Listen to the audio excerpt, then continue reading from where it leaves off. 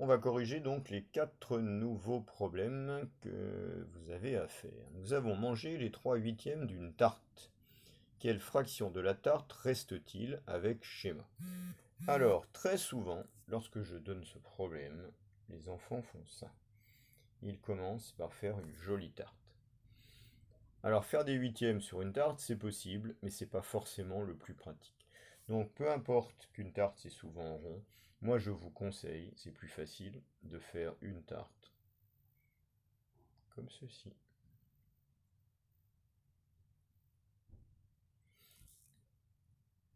On découpe cette tarte en 8 parts égales, hein, puisque on est en huitième.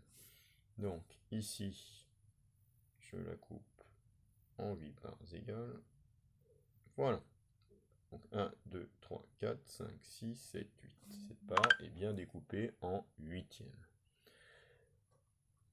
Quelle fraction de la tarte reste-t-il? On en a mangé 3 huitièmes.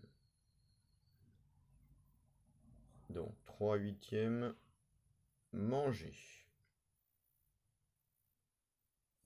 Quelle fraction reste-t-il? Donc le reste. 1, 2, 3, 4, 5. Reste 5 huitièmes. Voilà, et si on a compris que 8 huitièmes, c'est égal à 1, on peut vérifier que ce que l'on a mangé, 3 huitièmes, et ce qui reste 5 huitièmes, en tout, ça fait 8 huitièmes. C'est normal, ce qu'on a mangé ici, et puis ce qui reste, ça doit faire la tarte complète, c'est-à-dire 8 huitièmes, une tarte. Le problème numéro 2. J'ai 100 euros d'économie. Ah bah vous avez bien de la chance. J'en dépense un quart. Combien me reste-t-il d'argent? Alors 100 euros, 2, 4, 6, 8, 10. 1, 2, 3, 4, 5, 6, 7, 8, 9, 10. C'est bon. 2, 4, 6, 8, 10. Je peux encore les représenter avec un schéma de 10 sur 10. Donc tout ça, c'est 100 euros. Chaque petit carré représente 1 euro. J'en dépense un quart. On va donc découper nos 100 euros en 4 parts égales.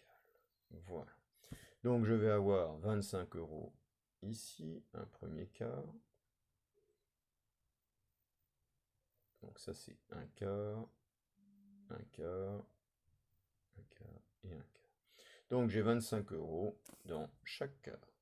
Vous êtes d'accord? 4 fois 25 égale 100. Donc 25 euros. Voilà, je mets toutes les infos que j'ai sur ce schéma. Alors, qu'est-ce qu'ils veulent? Combien me reste-t-il d'argent avec le schéma si j'en dépense un quart? Allez, je dépense un quart, 25 euros. J'ai fait plein d'achats. Que me reste-t-il? Il me reste donc 3 quarts. Un quart, plus un quart, plus un quart. Il me reste 3 quarts. Et c'est égal à 75 euros. Donc le reste, 75 euros. Je n'ai pas besoin d'opération. Là, on n'est pas dans des problèmes où on fait des calculs, dans le sens où on pose des opérations. Vous adorez ça, faire des lignes de calcul. Ben non, là, c'est du schéma. On représente les choses et on est logique. Numéro 3, 24 élèves sont dans la classe de CM. 2 sixièmes des élèves sont des filles. Combien y a-t-il de garçons? Alors, 24 élèves et des sixièmes. 2, 4, 6. 4 fois 6, 24. Voilà. Et bien, ça va vous paraître bizarre, mais en ce moment, je suis en train de représenter mes élèves. Voilà. 4 fois 6 égale mes 24 élèves. Vous allez me dire, ils ont une drôle de tête. Alors, souvent, les élèves, ils me font ça. Voilà, j'ai un super schéma. Des petits cheveux, yeux, il est content. Voilà, ça, c'est mes élèves. Très jolis, il est très mignon. On peut les faire des petites mains, des pieds, si vous voulez. Mais pour les fractions, ça va pas être très utile. Je préfère mes 24 élèves représentés de cette façon. Alors, 24 élèves sont dans la classe de CM. 2 sixièmes des élèves sont des filles. Alors, je vais les représenter à côté, mes 24 élèves, pour vous montrer les sixièmes. 2, 4. Voilà, donc là, vous voyez toujours le découpage en 24 avec les carreaux. Et on parle de sixième, ce qui veut dire qu'il faut découper en 6. Donc regardez, je découpe en 6. J'ai pensé à deux choses quand j'ai fait mon schéma. J'ai pensé à 24 et j'ai pensé à sixième. Donc je les ai placés d'abord pour pouvoir faire 6 lignes comme ça, un découpage en sixième. Alors les filles de sixième, des élèves sont des filles. Alors les voilà mes filles, un sixième, deux sixièmes. Ça, ce sont les filles. Deux sixièmes, deux filles. On nous demande évidemment combien il y a de garçons. Alors, il y a 4 sixièmes de garçons. Et ça fait combien de garçons tout ça? C'est tout ça. Hein. Tout ça, ce qui reste, ce sont les garçons. Donc, 1, 2, 3, 4. 4 fois 4, 16. 1, 2, 3, 4, 5, 6, 7, 8, 9, 10, 11, 12, 13, 14, 15, 16. Pour ceux qui ne savent pas compter. Donc, ça nous fait 16 garçons. Je vérifie quand même hein, que j'avais 1, 2, 3, 4, 5, 6, 7, 8 filles.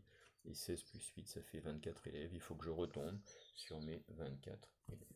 Voilà, donc on évite toujours les dessins hein, et on fait du schéma. Dernier problème. Une tonne égale 1000 kg.